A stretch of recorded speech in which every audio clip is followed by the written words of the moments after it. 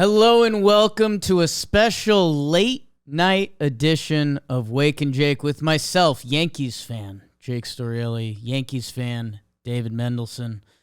We're going to be honest with you, going to hit you with some Yankees first just because I think we need to get it off our chests.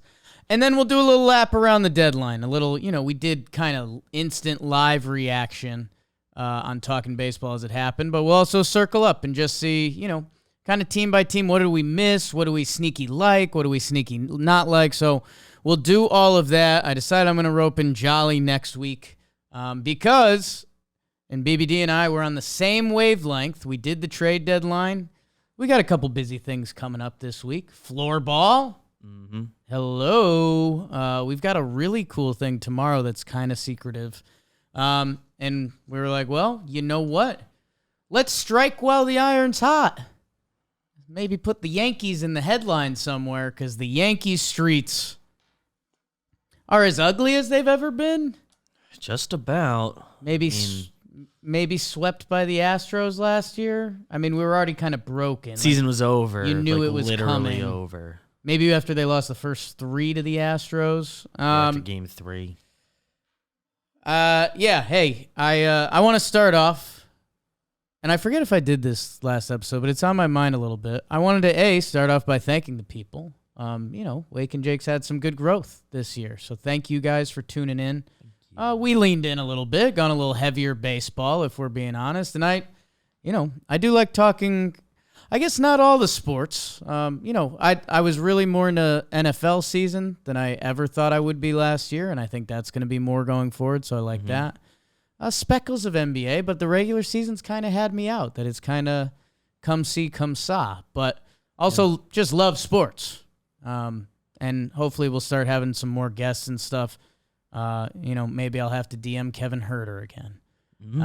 But I had a moment of getting really excited for football season, and I don't know if that's the Yankees' fault, but there's a couple things there. And I think we'll get more. I think we'll get some more guests for football and stuff. Either way, I will be starting out with the topic that is still closest to me, is still closest to career at this point, or at least what's elevated to this part of my career, the New York Yankees. I tweeted out last night. I'll get the tweet. Or I zeeted, or I posted. What do we call it now? I think we're still tweeting. Don't they call them officially posts or something? I saw a post button. I tweeted out last night. I was like, verbatim. This was at, let's see if it was wonky hours. 10:38? No. Not too bad. I said, if the Yankees stand pat at the deadline, that is a horrific mistake. I'd like to side mention, we have a show that runs on the Yes Network. Some people call us out when we're being too soft on the Yankees, or in their opinion, too soft on the Yankees.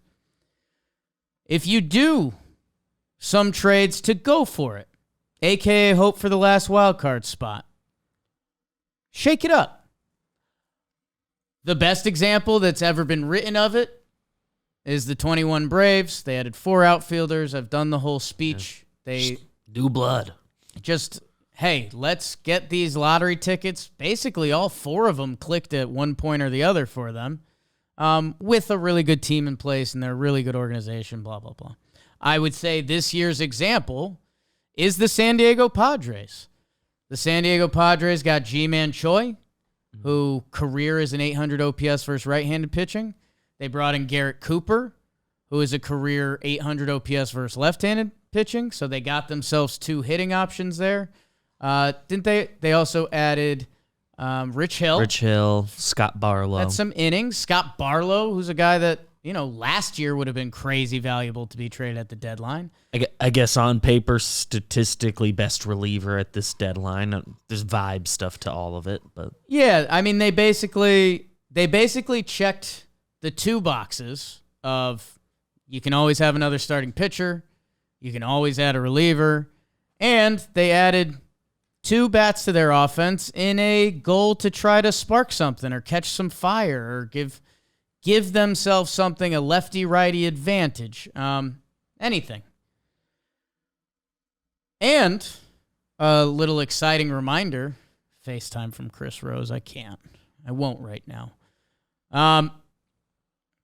They've been playing a better brand of baseball recently. They're still 52-55, which not great. Fangraphs has them 35% to make the playoffs, which that's kind of shockingly high, 35%. 4% to win the division. They did enough with the trade deadline coming up to put themselves in a position to say, you know what, we're not going to sell. Like, you know, it's been Trevor's joke all year, but Tatis is locked up. Yep. Machado's locked up. Bogarts is locked up. Cronenworth is locked up. Musgrove, Darvish. It's a lot of guys.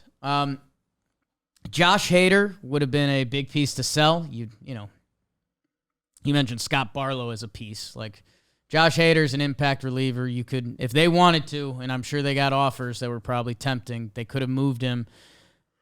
I mean, that's waving the white flag, though. Look what happened to the Brewers last year after they traded Hader. Like, and they talked openly about how that affected the clubhouse.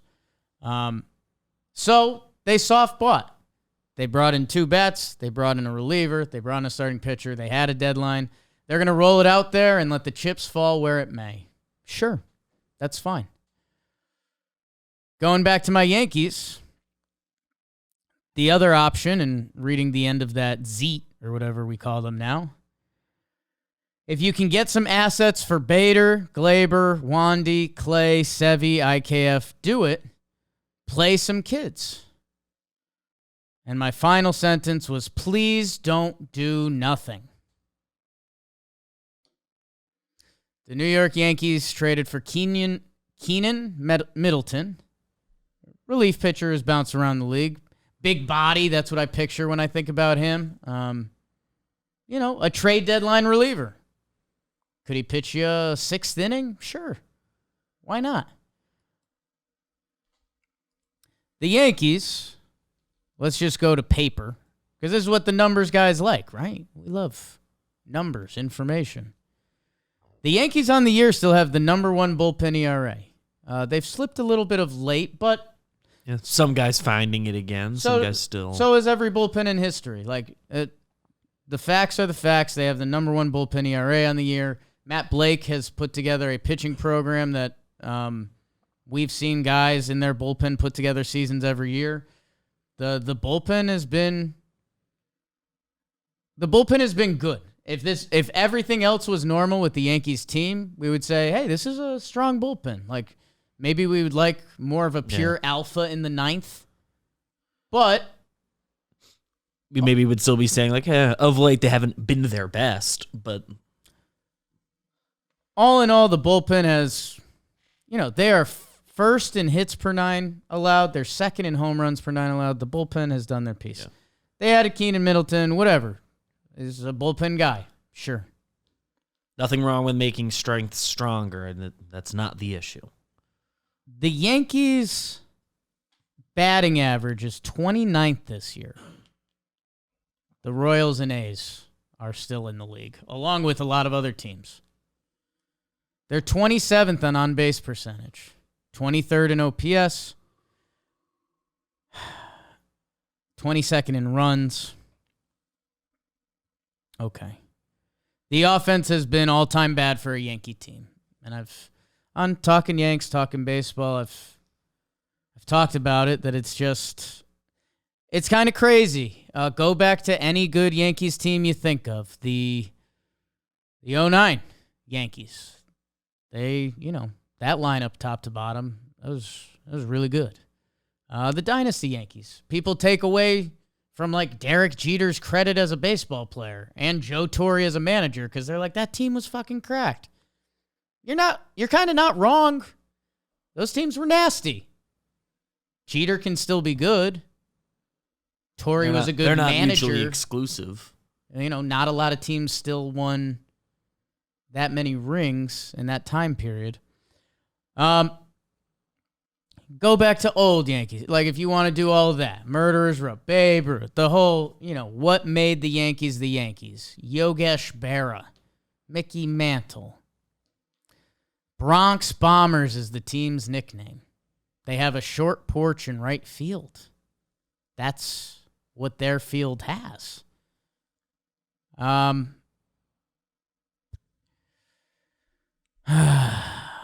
So for this deadline, and you can go back even further if you really want, because there's been free agencies. David Peralta, I think, was 1 year, $8 million. The Dodgers signed him. He's been really hot after a horrible first month of the season. He's been actually really good since then. The front office basically constantly, Brian Cashman has now referenced that, like, he hasn't been able to get the corner outfielder he wants.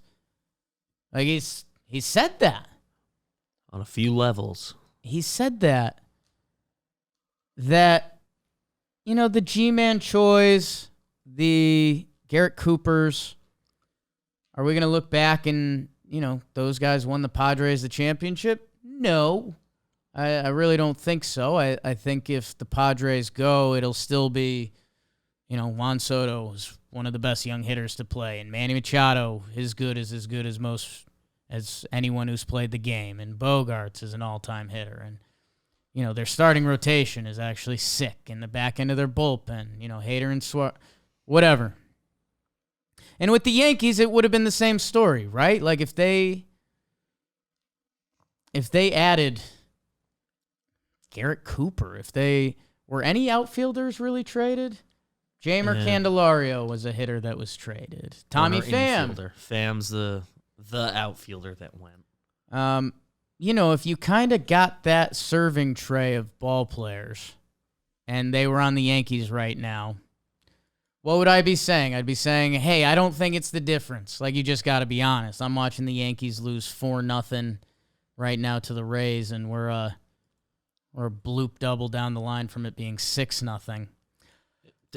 Officially, doing another quick scroll of stuff, like, Yankees needed an outfielder, specifically one that hits left-handed, and I do not see one that that they missed. Right, like, don't, And I'm not looking for reasons to be fair to the Yankees. No, and that's a fact.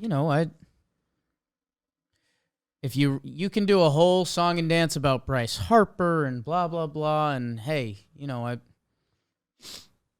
I don't know. If they wanted an impact lefty over the past 5 years, I think they could have got one. They traded for Rizzo. He was a shot of life, but like Anthony Rizzo's good. He's been awful for 2 months. The worst hitter in baseball. So counteract myself a little bit there. And it links up perfectly for when he had to leave a game with an injury. So like I don't want to be full shots fired at Anthony Rizzo, but Anthony Rizzo's also a guy that on a, at this point in his career, ideally, like Anthony Rizzo as a 5 hitter would be sick. I'm thinking of the Astros teams that win. Like Kyle Tucker's normally kind of in that range, right? So how the Yankees throughout the years still haven't added the impact lefty bats they need. The other lefty bats on the roster right now are Jake Bauers, Ben Rortvedt, Billy McKinney, and Greg Allen is switch. By the way, out of respect to those baseball players, I'm not going to read you their MLB stats on their career. To be fair to all of them, I think this year they've all overperformed their career stats at the MLB level. Bauers has been good. McKinney's a little. He's had 2 different hot streaks, right? Yeah, I think he had one full-blown hot streak. I think he had one, and there's the bloop double down the line to make it 6-0 Rays. Oh, they held the runner at third, 5-0. They held Randy. Go back to the Yankee teams of yesteryear that won championships, and their left-handed hitters are like impact, borderline Hall of Fame-ish, like really good all-star type players from their generation. Mark Teixeira, Robinson Cano, Johnny Damon, really good baseball player. Tino Martinez, Paul O'Neill. I'm still, unfortunately, on 09, where they also had Nick Swisher, Hideki Matsui, Melky Cabrera, and Brett Gardner. They were all on that same team.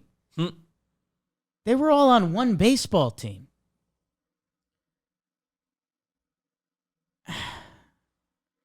You can hear it in my voice a little bit. And just 2000 to run it back. Posada, Martinez, Bernie Williams, Paul O'Neill, Ricky Leday played the most games in left field, and they traded for David Justice. The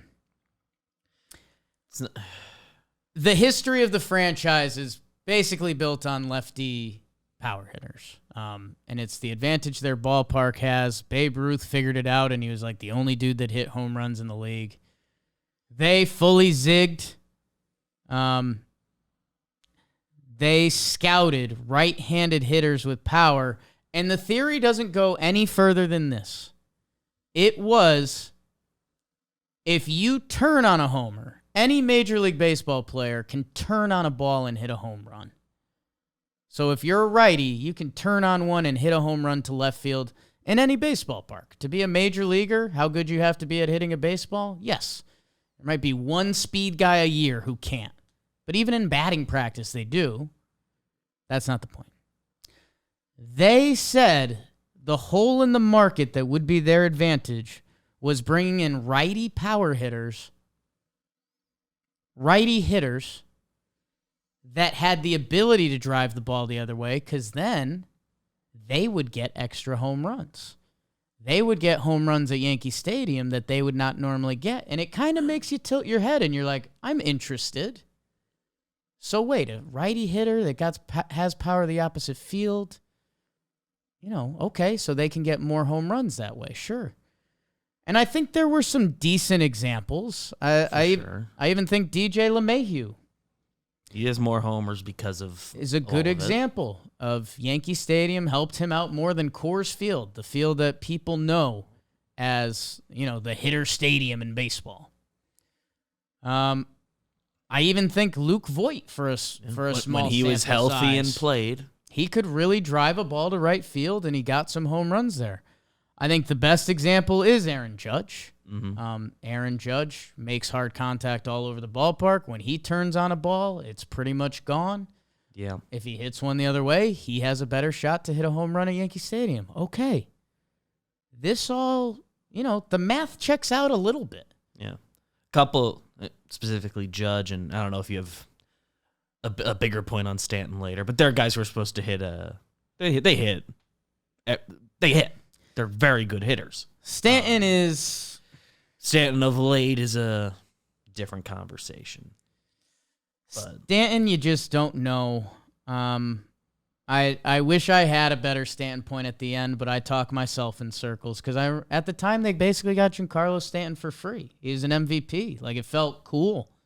It felt like the Yankees.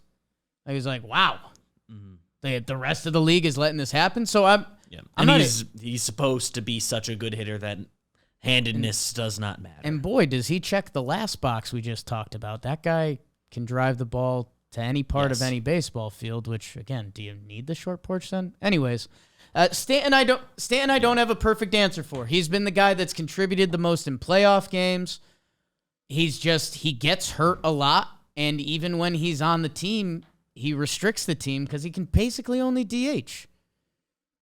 And it's when he's not right, let's just be honest, he does not look like he knows how baseball works. I know it's just he's got weird mechanics and it's unfortunate, but as a streaky guy, when your bad streaks just visually look bad, that's a tough look.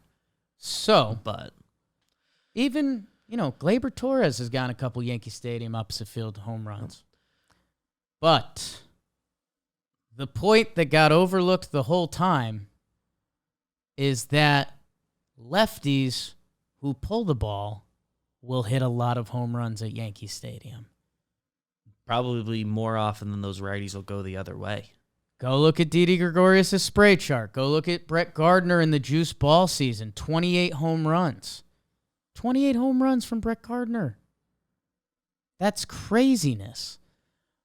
Even when Anthony Rizzo came over, like we said, we were all excited. And we still kind of were up till recently. First half of what we've seen this season. Year. We thought he had it. We confidently said he has a chance to hit more home runs than he ever has in a season. Why? Because he plays at Yankee Stadium. That's why. It's not like we saw Anthony Rizzo get better as a hitter. No, the ballpark changed. So we said, well, shoot. He played at a tough homers for lefties park before. If he just turns on a couple of those fly ball outs at Wrigley in April, those can turn into home runs. The lefties in recent years for the Yankees. I mentioned some of this year's guys. Oswaldo Cabrera, 574 OPS. I'm including switch hitters, obviously. Yes. Jake Bauers has actually kind of been good, and if he was on a normal year, like the 8-hitter, and was doing what he's doing for the Yankees, we'd love Jake Bauers, so I'll leave him out. Willie Calhoun was below league average, and he was batting third a lot when he was in the lineup. This is a guy that got DFA'd by Texas before they were good. Billy McKinney is a journeyman major leaguer. Like you're saying, his stats are fine. There's one really hot stretch and one really cold stretch. I don't know. Again, normal season, if Billy McKinney was playing 34 games and he was behind Posada, Tino, O'Neill, Damon, whoever it is, we'd say, wow, that Billy McKinney, he had the Yankees spark this year. Aaron Hicks played a bunch of games, got DFA'd, went to Baltimore, was better. Do what you want with that. Franchi Cordero, not a major league guy. Last year, Matt Carpenter came over and was incredible. Mm-hmm.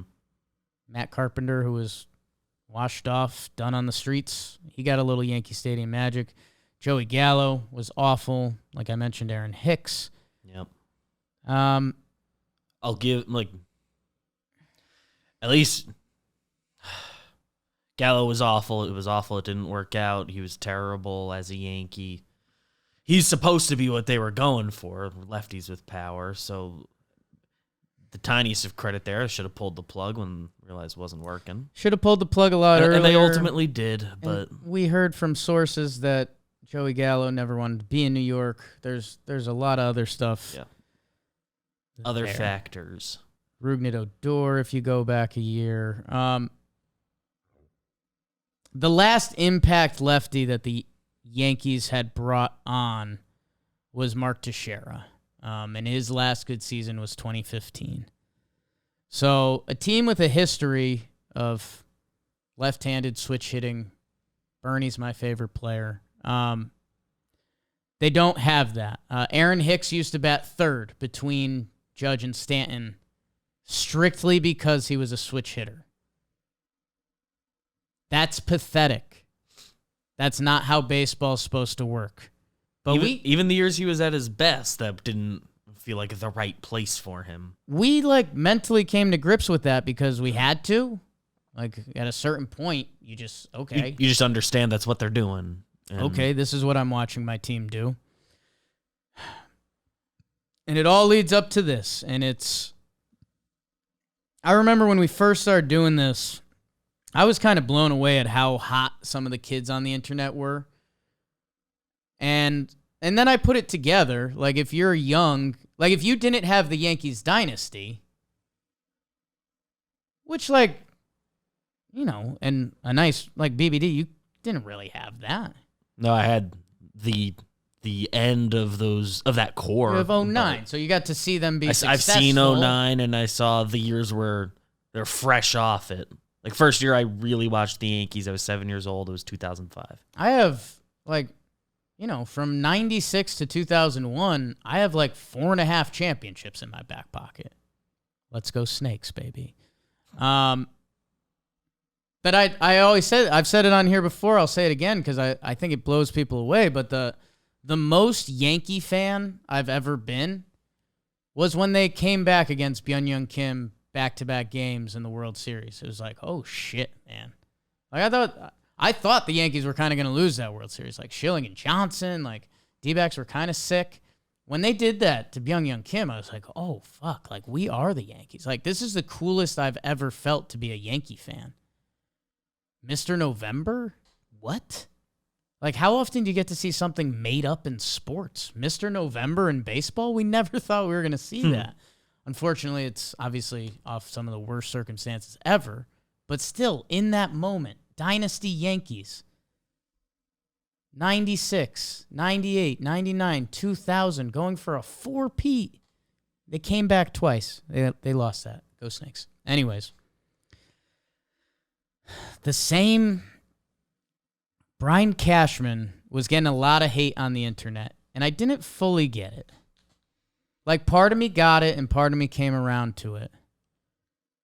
Because I was just a little confused. I was like, this guy, he's got the most rings. Like, there was also a little hidden excuse of letting the dynasty run out. Like Jeter playing every game at shortstop. There's something brilliantly romantic about that, but there was also something, go look at his final season stats like that. That Derek Jeter wasn't helping the team a lot. But he's fucking Derek Jeter. Like that, my counter to those people that were mad at Cashman for letting Jeter run out, I was like, I know what I really liked? Watching Derek Jeter play baseball for 1 year. I didn't really care that it wasn't peak Jeter, but I got to watch Derek Jeter play another year of baseball, of the game I love. Like, basically the coolest dude I'd ever seen in my life. He's the shortstop of the Yankees, a good-looking guy. He had these cheeky press conferences. Like, guess what? As from a fan experience, give me that last season of Jeter with the rings. Yeah. A little asterisk. You've done for that. So since that already happened, I was cool with that. That it was very clearly, the Yankees were going to have like a post-dynasty hangover of sorts. And when were they going to get out of it? I don't know. I was kind of trying to start like my life up as a human. So it was kind of like see the Yankees when I see ya. Wasn't my number one priority when I was living in Dallas. It's kind of like, okay, make a career, find a wife, hopefully. Did it. Bang. What were the Dallas years, like calendar years? Dallas, I think, was 2014, 2015, 2016. Yeah, like I was really right between it. The year's worth checking out a little bit. Yeah, no, like the timing was great. And yeah, I mean, I kind of defended Cashman early on, especially 2017, 2018, because the Baby Bombers had formed. And I was like, I love sports. I lay this out so much. I hated being at the lunch table in high school and having Red Sox fans and Mets fans tell me the Yankees buy their team. I was like, no, we don't. Like, half the team is homegrown, and we paid for them. And then they started buying everyone, and it did hit a little ridiculous. Forget some of that when I land this ship where I want to. That I was like, yeah, there was going to be a little gap, and now it looks like the Yankees are stacked, whether it's Gary, Judge, Greg Burr. Like, there's, even Didi was kind of like cool, like a lefty hitting shortstop that could find the porch. Like, he had a lot of electric moments. They like found and made him who he was. Like, Gardy was a dude. Like, it was kind of like, okay, here comes the next step of Yankees baseball, babe. And the Yankees front office thought that too. And in 2017, they ran into the Houston Astros. They went 7 games with them. The Astros beat them. The Astros may have been doing some funny business.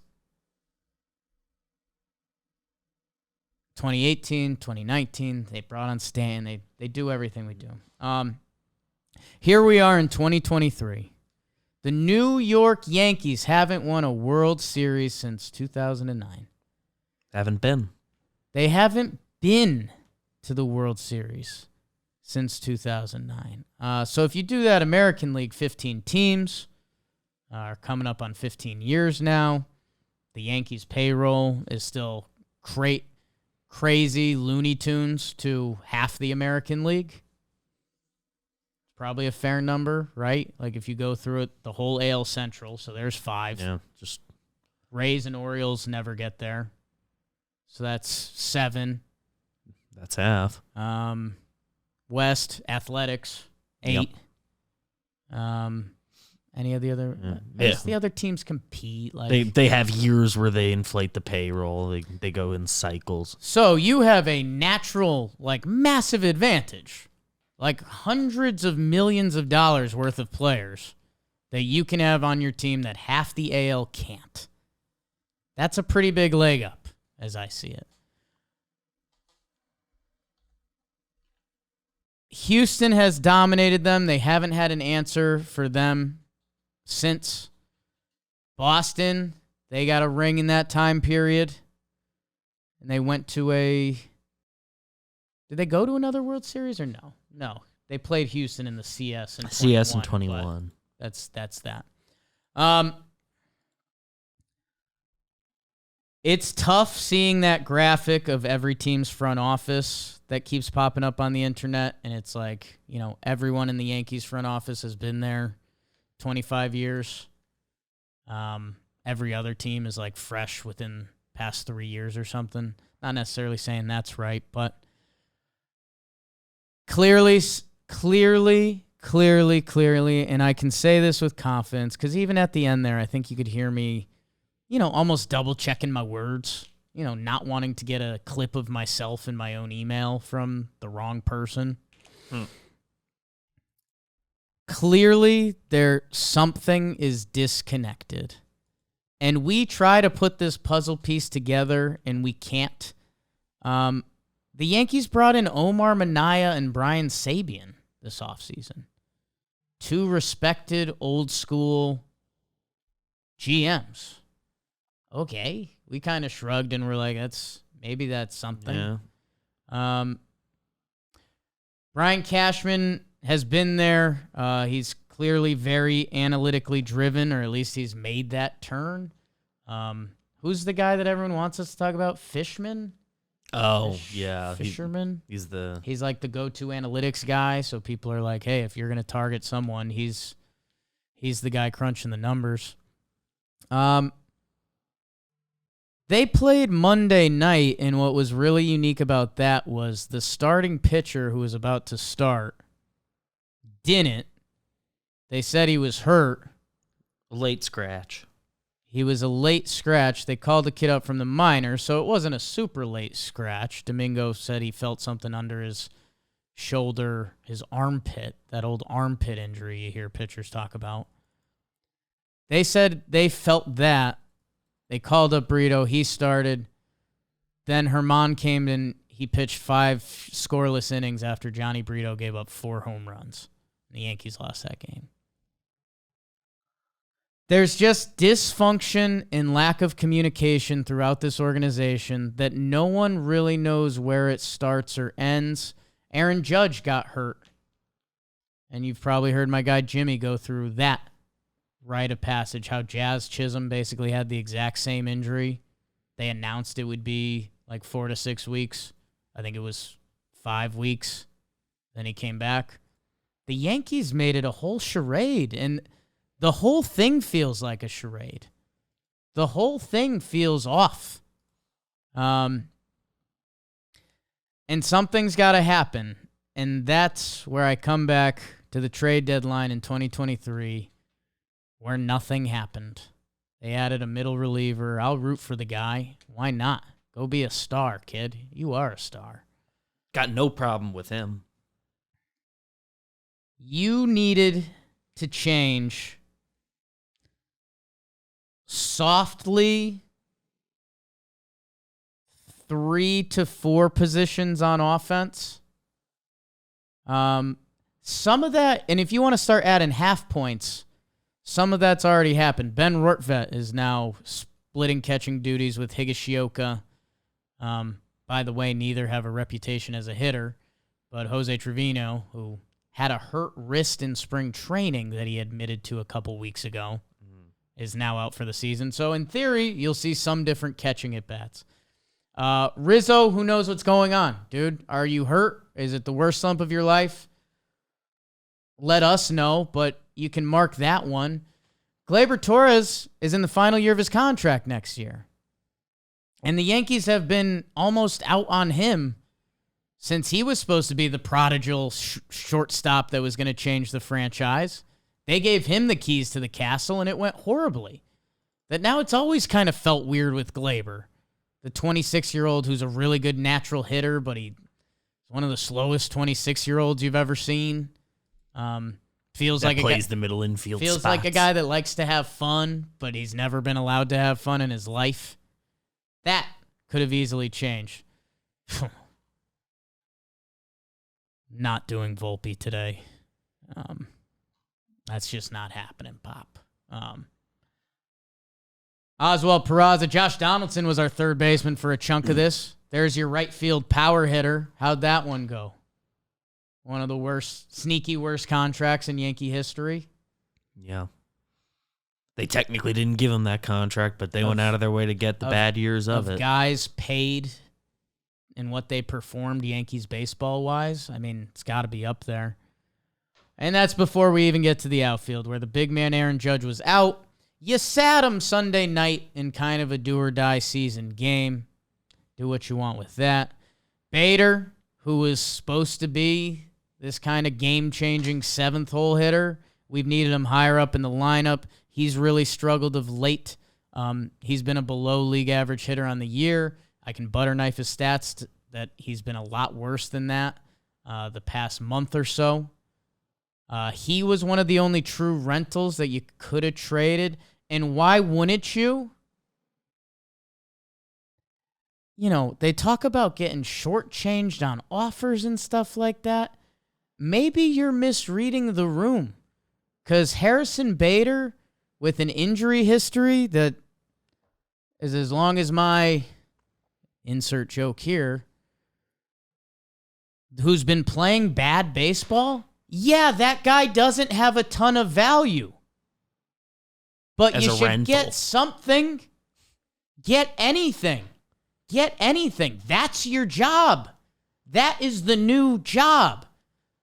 Because I'd rather see anything else in the outfield. Give me prospects. Billy McKinney is nice, and I'll root for him, but he's not the future. Like, what? Even if he is solid this year, what does that do for the team? It's not going to be here. Nothing. They think they found something in Bowers, and I'll move along, but he can't play left field, which we have the toughest left field to play in baseball, and we had a guy that for a decade, you as the front office smartly defended. Like, that was kind of the Twitter I jumped into, was like kids hating Brett Gardner, and it's like, no, Pop, you're underappreciating Brett Gardner because he plays really good defense and he gives you good at-bats. God, what this Yankees team wouldn't give for Brett Gardner right now. There should be kids playing because the veterans that are playing poorly. If the veterans were playing really good, there was a Gleyber argument out there that people were like, you can't trade Gleyber. He's the only guy hitting. And I was like, well, I guess I kind of get that. I think he just went into like a 1 for 16 or something like that. That I'd rather see Peraza because the team that this Yankees team most relates to is 2021. And the only time that team played an above 500 stretch of baseball for an extended period of time, a bunch of their guys were out.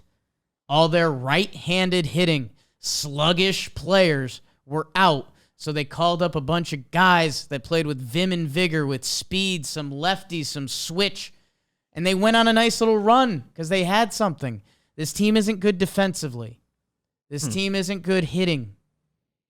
They don't seem to do the little things. They're one of the worst base running teams I've ever seen. So where are the disconnects? Is it Booney? I don't know. I don't know how much of it lays on Boone. I know they love what Aaron Boone's doing. Like the way Aaron Boone manages, that's what the front office wants. It's exactly what they have asked for. So in a way, is that Aaron Boone's fault? Like yes and no. I mean, I'm sure he could do some things differently on the edges, but we don't know what day to day happens.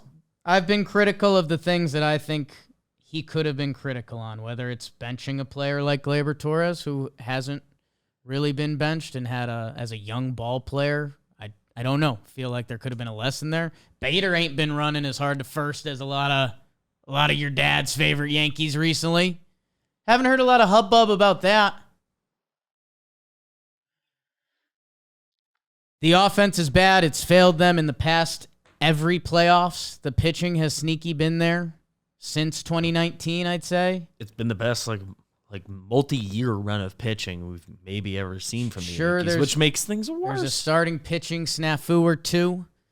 Oh, Aaron Judge up 2-0, runner on second. Bowers hit a double off the top of the wall. Other way. It's embarrassing to be a Yankees fan right now, and I don't think I've ever said that. I always say we're spoiled Yankee fans, and maybe that's some of the emotion that's coming out right now. But yeah, it's embarrassing. Carlos Rodon, who's, talked a big talk and walks big, he just got rocked again. And yeah, this offense won't hit. We've gotten the evidence. And the fact that they did nothing is absolute insanity. It's insanity. It's like it's crazy. The starting outfield for the Yankees tonight is Isaiah Kiner-Falefa, Billy McKinney, and Jake Bauers. You want me to read the 2009 roster again? You want me to read the 2000s roster again? The 90s? 27? You don't. So I don't know. There's a lot of people in that front office, and I think the part that has now made Yankee fans really sick. I'm not calling for heads to necessarily roll. I'm not saying fire everyone. If it happened, I think I would understand. I wouldn't have a problem with it. I think the part that's making Yankee fans a little sick to the stomach is that I don't think anything's going to change. Brian Cashman just got extended. Boone's in the middle of his contract, and I don't think he really has as much power as we'd like to think. I don't think Hal's taking a George Steinbrenner heel turn. I don't think Cashman's going to rearrange his front office. It just feels like there's a ton of different people with a ton of different opinions, and at different times, someone has the power and someone doesn't. And I don't know, man, as we've been lucky enough to build a little bit of a business here, and just as you get older and you come across different companies and businesses, know how you can walk into a store and kind of tell how well run it is? Like if you walk into a store and things are like super clean and the staff is good and you're like, wow, like this place, the service was like this place really knows what they're doing. And sometimes you walk into a place and it's like dingy or like people are ignoring you and you're like, whoa, this is so out of whack. Like I don't think this company's gonna last. And then you see it 2 months later as you're walking down the road and you're like, yeah, no, that company didn't have it. This New York Yankees don't have it. And I think the scariest part for Yankee fans is I don't think it's going to change. So you can change your life with a little HelloFresh. Get yourself some HelloFresh. Summer is in full tilt. Why don't you take care of yourself and add some delicious dinners to your life while skipping the grocery store shopping? It's summer. Be out. But you still want that fresh, good food. And HelloFresh can be the one to bring that to you. It looks like they're advertising a key lime pie. Hello. Ooh. Hello. Might have to bite my teeth into that. Me and Jessica, we did it as a little couples date night one night, a little chicken mushroom dish. So if you're looking, maybe that's something you can mix in.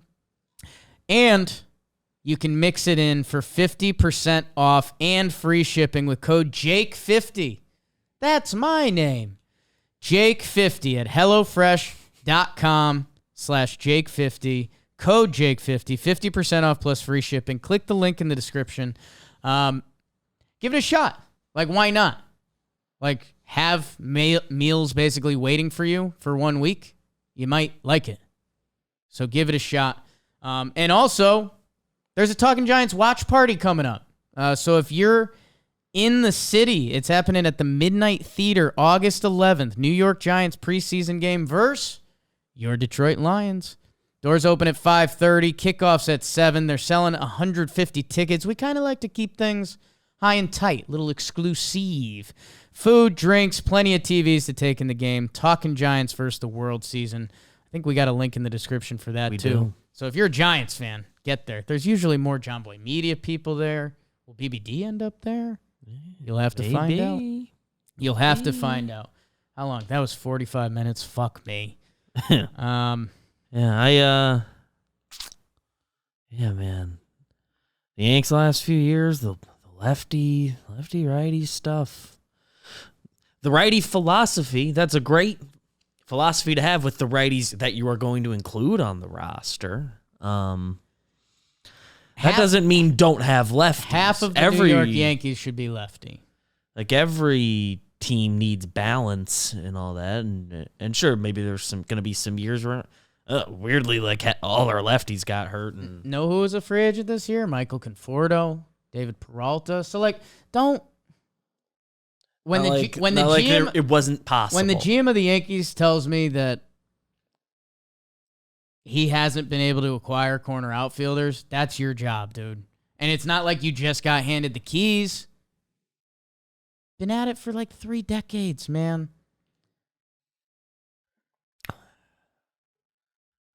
Did we like anything about the trade deadline? I can't tell if I can't tell if I biasly like Jack Flaherty to the Orioles. I think I do. Certainly changes scenery wherever it was going to be. I think was going to do wonders. This is going to sound this is going to sound contradicting, but I don't think it is at the same time. I looked up because, you're going to get like 10 starts from a rental starting pitcher. So I said, what are Jack Flaherty's best 10 starts this year? It was at a 3.09 ERA. And that's not crazy impressive for like a starting pitcher to get hot. 2 of the starts in that 3.09 were 6 earned runs. So like that means the rest was incredible. And it's kind of what I was saying when I was dreaming Jack Flaherty to the Snakes. Like, he could go and be a playoff guy. He could go and not. And I think for the Orioles, you would have loved if they had Verlander. We would have been like, wow, the Baltimore Orioles, huh? Like, yeah. Justin Verlander will be their one in a playoff game. Like, that's fucking sick. Let's go, Birds. Jack Flaherty, they gave up Cesar Prieto and Drew Rom, who Jimmy had going to the Cardinals as well. So they didn't compromise their future at all, which to get Justin Verlander, they would have had to. So they get the rental pitcher they want. I like that for them. Tommy Pham makes me nervous for my Snakes. He is not who I thought would have been the fit there. To be fair to Tommy Pham, he is raked this year. 820 OPS. And that's with, like, he had a brutal first few weeks. Yeah. No, so since then he's raked. He's been setting the world on fire, and it's a sneaky baseball reference. Like, Tommy Pham, he turns in productive seasons. Isn't his, nothing. The Marlins all in had a weird deadline, huh? Right. Yeah. What's their? They ended up with Jake Berger at third base. They ended up with Josh Bell at first base. They ended up with David Robertson in the bullpen. Mm-hmm. Got that done nice and early. They ended up with Jorge Lopez for Dylan Floro. So the Marlins sneaky did a ton. Does it matter? They sure did shuffle that deck. I mean, hey, they put Jake Berger and Josh Bell in the middle of their lineup. They're trying something, so I'll respect that. They needed, like, pop specifically. D-Rob got the save for them the other day. So, hey, they Marlins went out and got after it a little bit. Good for you, Fish. I respect the game. Why not? Feels like we didn't talk about them at all. Brewers put together a sneaky Brewers deadline, huh? Santana, Canna, and Andrew Chafin? That's funny. I mean, you low-key like it. It just... We've wanted the Brewers to push the chips in so hard, and they're just not gonna. We've just really wanted them to get one, like, stud. They have bank on. They have the best all-in deadline trade piece ever in 08 CC. Yeah. And it just felt a little check the boxy from the Brewers. But at the same time, the Reds didn't do much. I think they added Sam Moll out of the A's bullpen. Yeah, they really... So they're just staying with their guys, which, I don't know. Have the Reds been as hot as they were? I know they hopped back into first place, but I think we really want to see the Reds add... Their pitching can be scary. I know they're going to get Hunter Green back at some point, and Cladolo as well, but... it's a young crew. Michael Lorenzen Phillies, yep, absolutely. We said they needed a 5 with... It'd be cool if that 5 had a little bit of upside. Here's Michael Lorenzen. All-star confidence, Michael Lorenzen. Pitching well out of the break. Padres basically started and talked about their soft reload. Rays sneaky brought in Aaron Savale, whose stats are better than I thought. He's had a really good year and just like a 3-7 starter pitching career. Yeah. With years left. So they gave up a real prospect. That's actually the biggest prospect traded. I think so. I think Manzardo. Maybe one of those Astros kids, but I think Manzardo's above him on a national level. I think Manzardo. Like he was the guy Foolish was telling us would be the main piece in an Ohtani deal, right. So right.